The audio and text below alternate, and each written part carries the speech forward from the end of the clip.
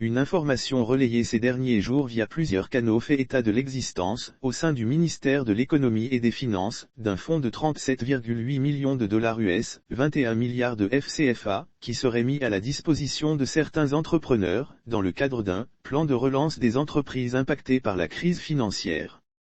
Saisi par la presse pour avoir plus de détails sur le fonds en question, le ministère de l'Économie et des Finances dément la dite information qu'il qualifie d'ailleurs de « fake news ». Aucun fonds crédité du montant su-indiqué n'a été mis en place au sein du ministère.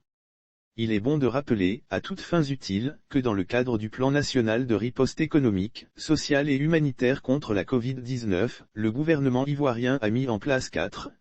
fonds, à savoir, le fonds de soutien aux grandes entreprises, FSGE Covid-19, domicilié à l'adresse suivante, Abidjan 2 Plateau, Église Saint-Jacques site internet, www.fsge.info hôtel, plus 225 22 51 51 90 le fonds de soutien aux PME FSPM domicilié à la Riviera Atoban à 100 mètres en contrebas de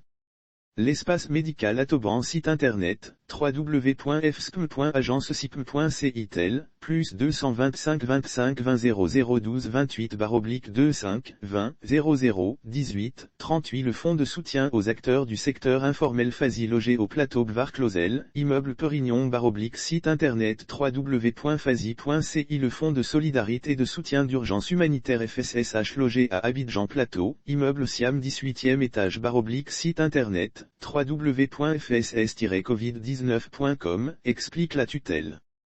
Par conséquent, le ministère de l'Économie et des Finances en appelle à la vigilance de toutes et de tous et particulièrement des chefs d'entreprise, en leur demandant de s'abstenir de renseigner tout formulaire que ces arnaqueurs présumés les invitent à remplir dans l'espoir de bénéficier d'éventuels financements, avant de saisir cette opportunité pour rappeler que les annonces relatives à la création ou à la mise à disposition de fonds aux entreprises sont faites dans le cadre de